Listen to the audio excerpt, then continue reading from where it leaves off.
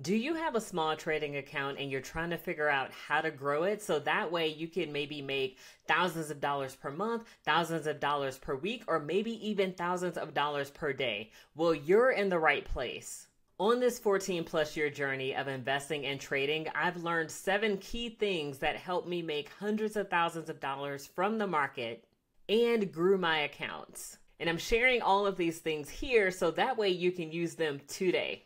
Oh, and by the way, number 6 helped me the most. And unfortunately, I didn't realize that until maybe a year and a half ago. And then once I did, I saw so much growth, and you can too. All right, so I do have my iPad here because I do have quite a bit of notes and I want to make sure that I don't miss anything, which is why I will be looking down, making sure that I cover all of the essential points so that way you could be in a much better position than I was on this journey. Okay, so the first thing I want to do is to calibrate your expectations. It could be very entertaining, let's just say, to look at all of these people on the internet talking about either investing or trading or something related to finance and think all I have to do is all the things that they said in this video and then I'll have this money, when we know in reality that that's not true, but there's a small part of us that wants to believe that it's true. So what I want to do here is to calibrate your expectations and just know that no matter what amount you're starting off with, it could be starting, or you could be starting off with $1,000. That's considered a small account to me.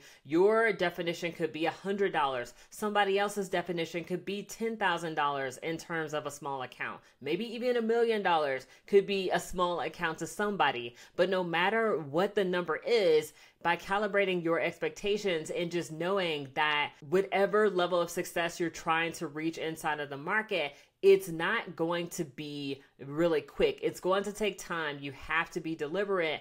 But if you have a firm strategy and you stick with it, you can be successful. Number 2, know that trading more does not mean more profit. So this was something that I fell into when I first started trading. There was a point where I was taking maybe 10 trades in a day. And I think on some video here on YouTube, I mentioned that I took closer to 20 trades in a particular day.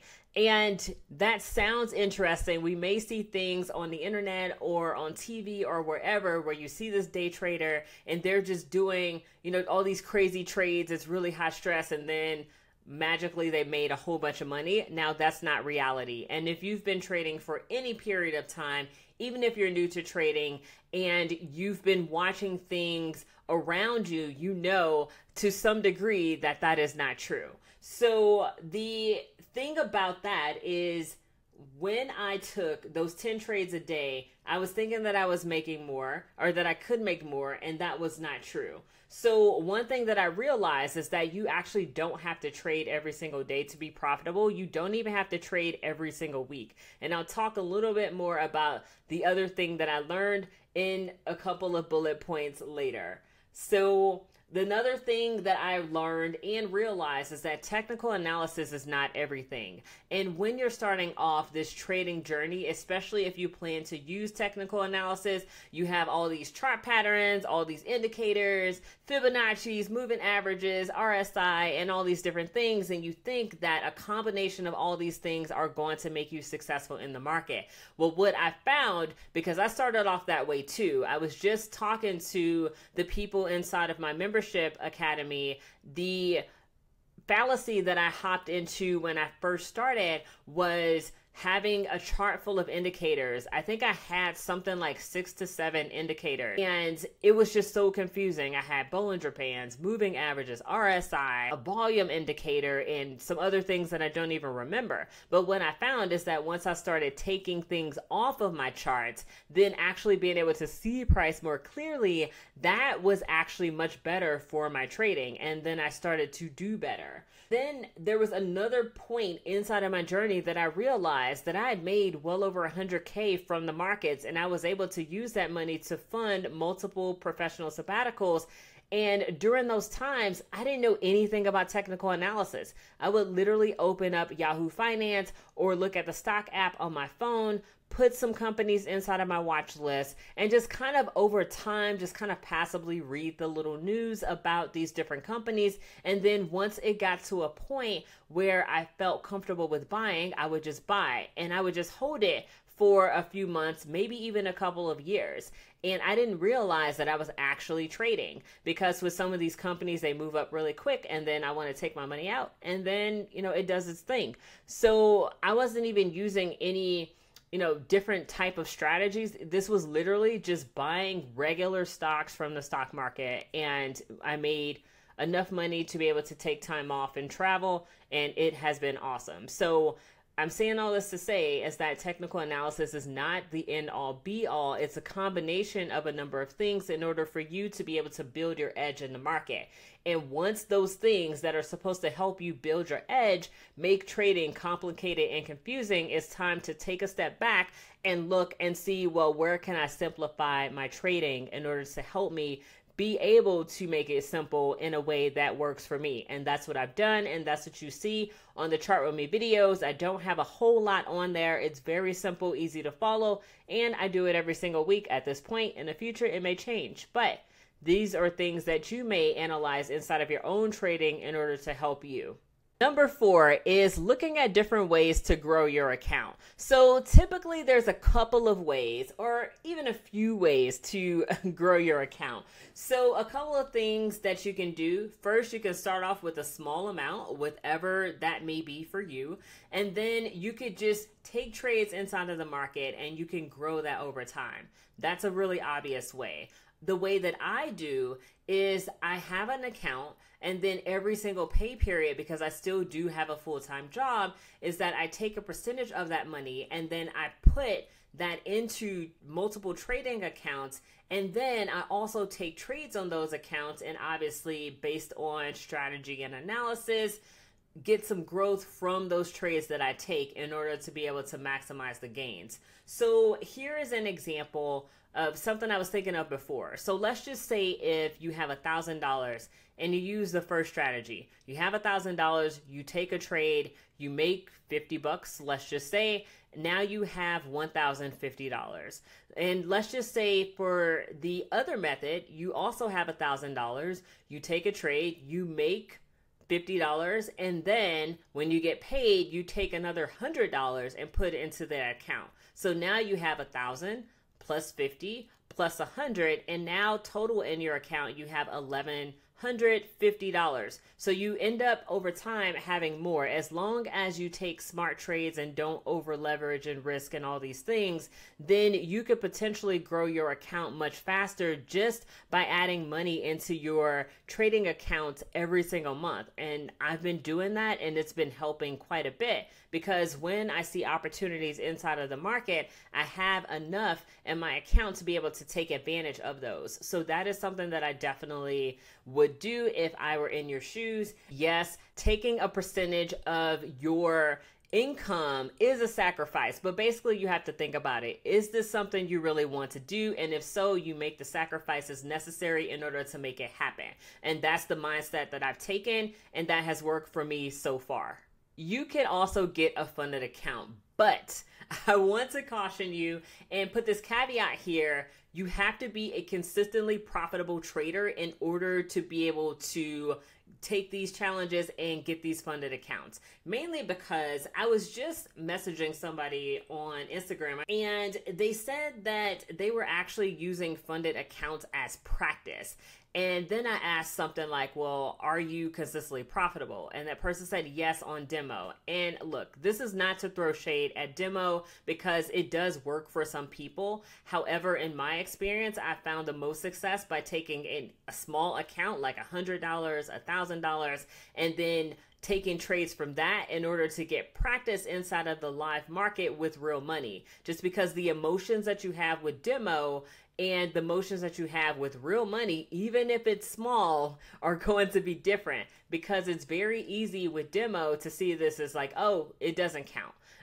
and you just don't want to fall into that mindset when it comes to trading. So That is something that I believe that people should do. They should be consistent first, then do the funded challenges. And then also, I'm speaking from experience. I wanted to rush the process. I wanted to, get these really big payouts that I saw people getting left and right, it seemed, and was just putting money into funded accounts, blowing these challenges, and just basically just throwing money down the drain. Now I'm funded $300K, and I'm using these potential payouts as other ways to fund my trading accounts as well. So that's going to be something that I think would work a lot better, instead of trying to rush it before you're ready and just to get funded and to potentially lose it. Number six is going to help you simplify your trading so much. And basically, this is something that I live by inside of trading. So it's going to be one market, one session, and one trading style. And I say one trading style because when I first jumped into short-term trading, and what I mean by that is more so trading more volatile markets like gold and US 30. So typically people aren't holding those for years and years. Some people are, but that's just not how I trade. And that's not how most people in this trading industry trade gold. But basically, by sticking with one trading style, it helped me a lot inside of these markets to be able to understand them. And when I came into this industry, I was mostly hopping around from strategy to strategy to strategy, and basically not giving the strategy enough time to play out to see if it actually worked. And then also one session. When I started working full time, I only had a designated amount of time to trade, and I found that one session, that one time block, and it worked out for me tremendously. And then one market, of course, when you focus on one market, then you're able to basically be able to read that market like a book. And then it also helps you in terms of being able to focus and not feeling like you miss moves. So when I was trading about, let's just say 2.5 years ago, I would have this watch list of all these different things that I was looking at. And then sometimes I would miss a move on one market because I was focused on another. And then I wouldn't find this out really until the end of the day, or maybe till an alert went off or something like that, and then I'm frustrated because I missed this move. But when I started focusing on 1-2 markets max, then my trading improved, and then also I felt less frustrated and I felt better prepared for the trades that I was looking for because I was only focused on that one market. So these elements are going to be really key. And I feel like this was probably more than just one point, but hopefully it was helpful. Let me know if it was helpful for you down in the comment section below. The seventh thing that helped me was sticking to my trading rules. And this is kind of tied to point number 2, but basically my trading rules, especially when I was scalping, was taking 1 to 2 trades per day. Most times it was just one trade, just because I wanted to manage how much money I lost inside of the market, and taking less trades was the way that I did that. So just to give you an example, these days I'm only taking really 1 to 2 trades per week, but still the principle applies. And basically, if you choose to do something like this, where you give yourself a cap on the number of trades that you take, I want you to also consider putting a percentage on that trade as well, or it can be a dollar amount. So let's just say you have a $10,000 account. You only want to risk 1%. 1% is $100. So if you tell yourself you're only going to take 1 to 2 trades per day, then your risk is going to be capped at $100 or $200. So just make sure that those two things are lined up when you decide to make these rules for yourself. To summarize really quickly all of these points, I want you to first calibrate your expectations. I want you to understand that when you go on this journey, it's not going to be quick, it's not going to be overnight, but it is totally doable. And then second, I want you to understand that when you trade less, you actually will become more profitable, not the other way around. And then technical analysis is not everything, because there are so many different trading styles, so many traders out there. And even myself, before I considered myself a trader, I made so much money from the markets not knowing a thing about candles. So you can do the same thing if you choose to adapt that type of trading style. And then you can also grow your account in multiple ways. And one of the things that I found to be most helpful for me was to be able to trade the markets, but then also take a small amount of my income and put it into multiple trading accounts. So that way I have that money growing alongside the trades that I take. And I'm building these accounts and I am using this money in order to take advantage of opportunities. So that's really key. And then you could also get funded to grow your account, but make sure that you are consistently profitable first. So that way you're not just throwing money down the drain with these funded challenges like I did. I blew so much money. Oh, so much money. All right. And focus on one market, one session, and one trading style. Pretty obvious. And number 7, stick to your trading rules.